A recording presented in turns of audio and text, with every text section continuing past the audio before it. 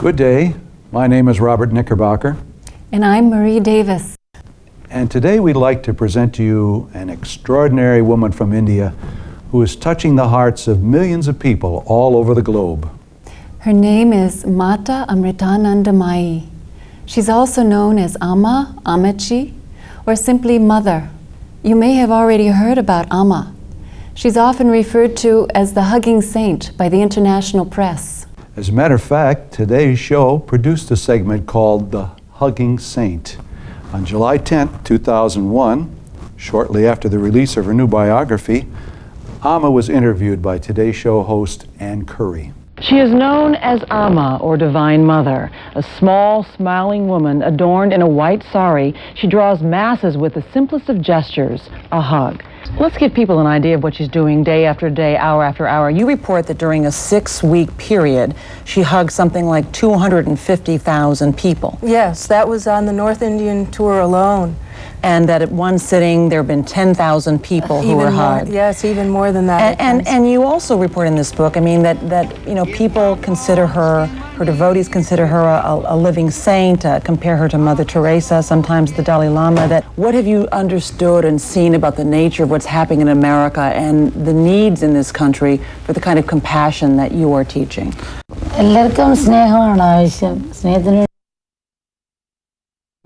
All over the world, people have an intense longing to experience pure love. They're in search of that love, but they are not finding it. Rather, each person is becoming like an object in the other person's hand. Whether in America or in any other part of the world, motherhood is the quality that needs to be developed. By motherhood, Amma means having qualities such as love and patience. I look forward to my hug after this interview, and thank you so much for coming. At the end of the interview, even the crew members of the Today Show lined up for a hug. On that particular morning, several passers-by found their way to Amma at the Rockefeller Center in New York. One may ask, what is so special about Amma's hug? Well, let's look at a few clips from the press. People magazine reported an admirer of Amma as saying, "She gives unconditional love." The Chicago Tribune reported Claudia McKay of Arlington Heights as saying, "I can't put into words what she does to me. She doesn't have to say a thing. Your problems don't go away, but all of a sudden you can cope with them. It gives me peace." This hug is supposed to be more special than other hugs, so that's why the line. It's given by an Indian guru who uses her hugs to spread a message of love, and who better to receive that message and pass it on than CNN's own Jeannie Mose. How many many hugs do you average per day? 1 or 2? Well, there's nothing average about this woman's hugs. Amma makes no promises. She welcomes all religions. Her hugs are free. Yep. New York, nice. hugging instead of mugging. We'll continue on. And I'm Chuck Henry. Hundreds of people turned out in Woodland Hills today to welcome the woman known as the Hugging Saint. Channel 4's Doug Kriegel is up in the newsroom now and has more on this remarkable woman and her visit to the Southland. Doug? Well, Chuck, this is something you had to see to believe. A woman who came to California from India to hug thousands of people here. The Hugging Saint. Wherever she goes in the world, she draws huge crowds, and this morning at the Radisson Hotel in Lisle was no exception. Does she travel around the country doing this? Travels around the world. She is based in India, but she travels all around the world. Of course I got a hug. A person cannot have too many. Der Botschaft der allumfassenden Liebe. Und diese gibt sie weiter, indem sie jeden Menschen umarmt, der zu ihrer Versammlung kommt. Wegen ihrer Umarmungen und weil sie in Indien endlich geht das Umarmen los. At the United Nations General Assembly in August of 2000, Amma was invited to address the Millennium World Peace Conference of Religious and Spiritual Leaders. This summit of religious and spiritual leaders is without doubt one of the most inspiring gatherings ever held here. Instead of all these different gods, maybe there's one God who manifests himself and revealed himself in different ways to different people. You know, what about that? Although the numbers denoting the year of the new millennium are different, essentially nothing else has changed. The real change must happen within ourselves. Religion is a science of the mind. Today we are able to air condition the external world, but we have yet to learn how to air condition the mind. Just as the right hand reaches out to aid the left hand when it is injured, the ability to feel the sufferings of all beings as our own, and an intense yearning to comfort them, should awaken within us. Love is the only medicine that can heal the wounds of the world. When we work together as a global family, peace and happiness will once again prevail on this earth.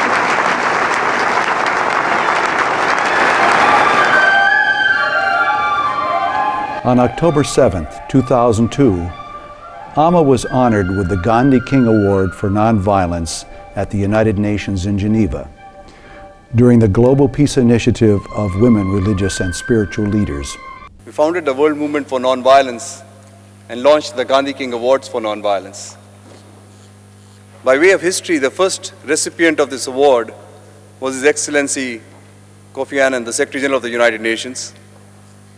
The next year, it was conferred upon His Excellency President Nelson Mandela in Cape Town in South Africa.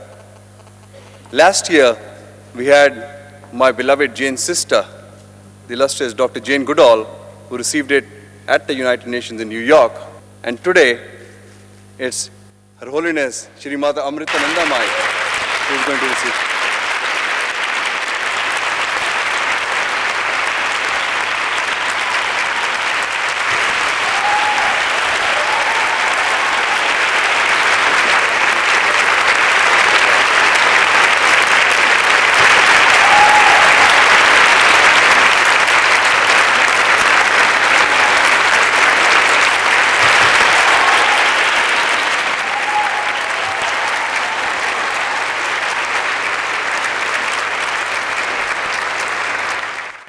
I now invite Dr. Jane Goodall, the recipient of the award in 2001, to present the award to Her Holiness Ammaji.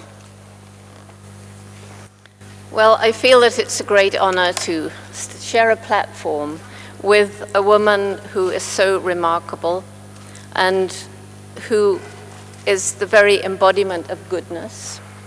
She's had a remarkable life. She has defied tradition from the beginning. Born to a poor family with her skin darker than those of her brothers and sisters, she was not treated well by her family. She was treated as a servant. But she began to feel the presence of God within her. And so powerfully did she feel that presence that she wanted to reach out and share her good fortune with those who were less fortunate than she.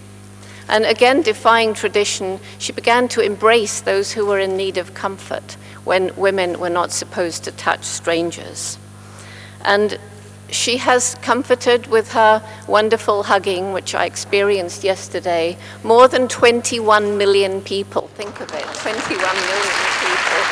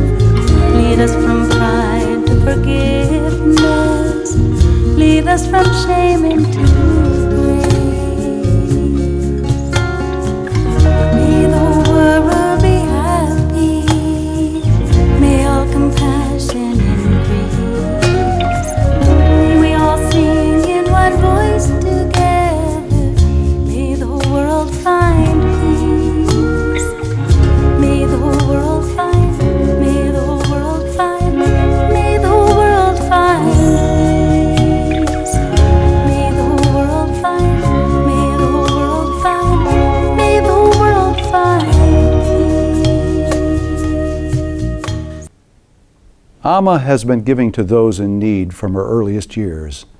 As a child, she would even take food from her own home to give to the poor. She would counsel and caress the ones that others considered untouchable. Now Amma listens to the problems of millions, offering solace to each one with her loving embrace and words of wisdom.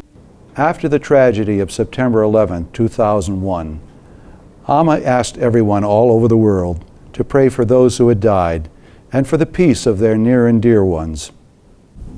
Group prayers for peace were conducted by Amma's admirers around the world for over 40 days. Amma's organization in New York actively raised funds and made a generous donation to the relief effort. One firefighter from New York met Amma in Geneva.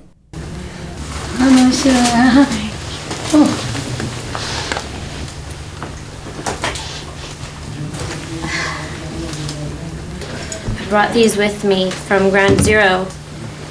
Not really sure why I brought them, but I felt that I needed to bring the pain with me. And I was hoping to bring these home, feeling something different. I've come here with so much anger in hopes of finding some peace in my heart.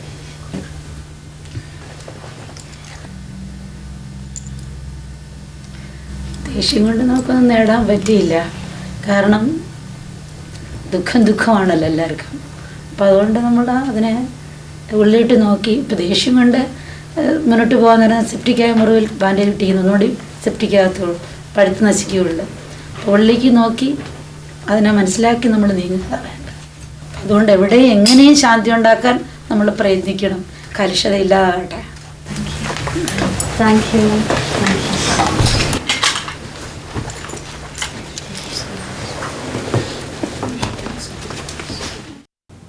An international celebrity is on a 10-city tour of the U.S., and fans are flocking to see her as she dishes out hugs. A different kind of touch is drawing thousands of people to Northern Virginia. They want to meet the hugging saint. It was a very personal experience. She has so much compassion and so much love. I mean, she's sitting there hours and hours. It is very healing. It's very, very healing experience. The people waited hours to see her. Even now, many are still waiting for a chance to spend just a moment with her. Good evening, David. Well, these are people behind me lined up to get a hug. This woman, who is a Christian, came all the way from Georgia. Why come all this way? Well, her spirit. He just seems to know what's going on within each person and what they need. My husband and I came when we were engaged and got a hug. And it was just so great. It's just so great to get a blessing.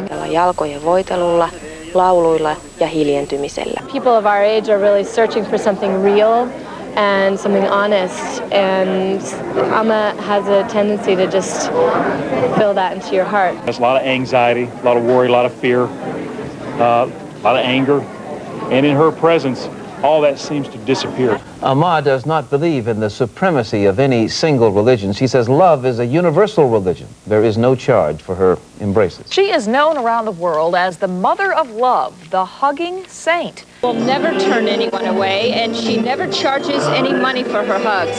In India, she's been known to sit for as long as 20 hours and bless 20,000 people just in one day.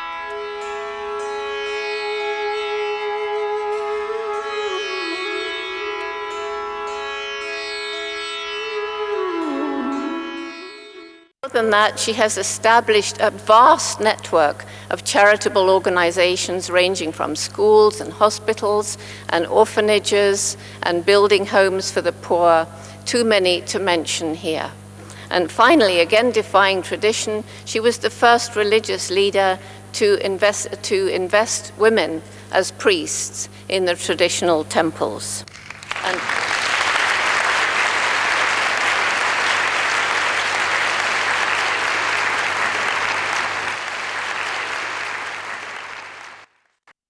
Amma's boundless compassion has taken the form of a growing international charitable mission known as the MA Charitable Trust, which is reaching out to help the poor and suffering, regardless of their ethnicity, caste, or religion.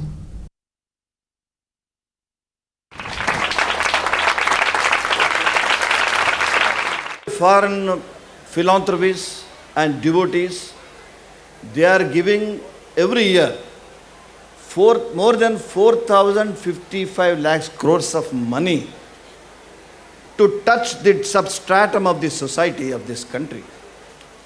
I have come across with only this mutt, which is touching the substratum of the society, providing houses and all other benefits for destitutes, women, and handicapped of this country. Most people in India do not have any health coverage. In 1998, Amma started the highly specialized AIMS Hospital in Cochin in order to provide compassionate, affordable, state-of-the-art medical care to a broad spectrum of the population. For the poor, AIMS gives free and subsidized care. Since its inception, this 800-bed hospital has served more than 500,000 patients, of which nearly 70,000 were inpatients. The hospital offers the complete spectrum of medical services, from primary care medicine to super specialties such as open heart surgery, kidney transplants, and neurosciences. During the hospital's first 4 years, 63% of the patients received either free treatment or highly subsidized care. The devastating earthquake that struck Gujarat on the 26th of January 2001 cut short thousands of lives, injured many more, and shattered their homes and hopes. Amma was quick to respond. A medical team consisting of ambulances, doctors, nurses, and specialized medical equipment was rushed to provide medical aid. Tents and free food were also provided. Amma's mission adopted 3 remote villages that were completely devastated. Just 20 kilometers from the epicenter of the quake, not a single house or building in these villages was left intact. Amma's admirers from all over the world came to help build the quake-proof houses in those villages. On March 10, 2002, the first 1,200 houses were open for occupancy by the Union Home Minister of India and the highest officials of Gujarat in the presence of Amma. In 1998, Amma started a massive project to construct 25,000 concrete houses all over India over a 5-year period. The houses are given free to widows, the aged, disabled, and other needy people. The goal was reached in the fall of 2002, whereupon Amma cited a new target. 100,000 houses within the next 10 years. Amma's centers in India provide free medical and eye treatment camps. There is also a hospice for terminally ill cancer patients near Bombay. Care homes for the aged are located in Tamil Nadu, Kerala, and Karnataka. Blood donation camps, natural cure classes, and anti-drug, tobacco, and alcohol campaigns are held regularly. About 50,000 poor people are fed every month, and clothing is distributed to those in need.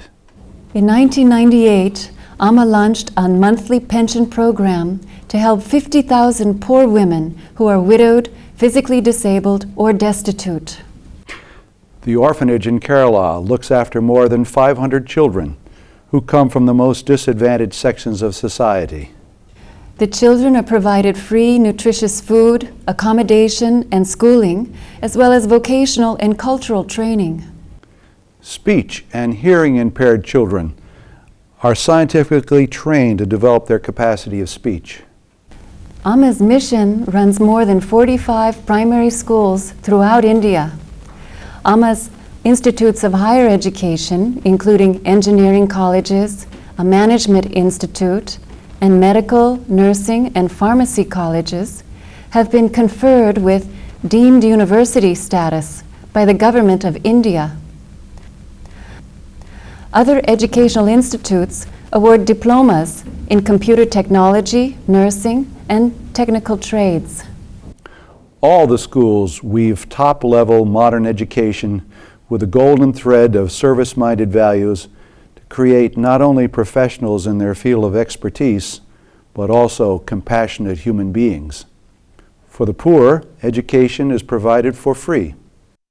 Inspired by Amma's example of selflessness, her admirers around the world have initiated community projects. For example, in the U.S., meals are regularly served to the homeless in over 22 cities as a part of Amma's Mother's Kitchen project. An environmental project called the Green Friends has planted over 300,000 saplings and encourages the people, by example, to help restore the harmony between humanity and nature. A youth program trains young people to lead a value-based life and to participate in social work in their communities. There are about 3,000 residents who live at Amma's main center in Amritapuri, India. The future plans of the mission include an AIDS hospice, more charitable hospitals, mobile health clinics, and free legal services for the poor. Amma says that when we start serving humanity and all of creation with the proper attitude, our own selfish concerns gradually become less important. Then life becomes a celebration.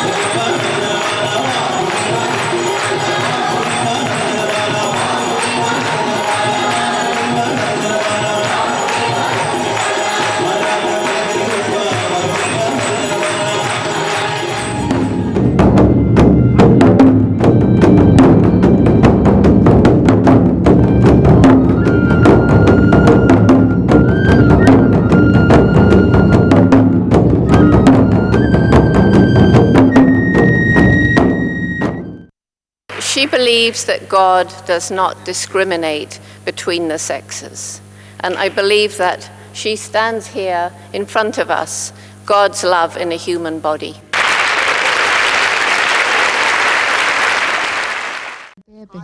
Amma too has a dream. It is a vision of a world in which women and men progress together, a world in which all men respect the fact that, like the two wings of a bird, women and men are of equal value. For without the two in perfect balance, humanity cannot progress. Let us have the courage and perseverance, born out of spiritual practice, to change this world. For this to happen, each one of us needs to discover and bring to light our innate qualities of faith, love, patience, and self-sacrifice for the good of all. This is what Amma calls true motherhood.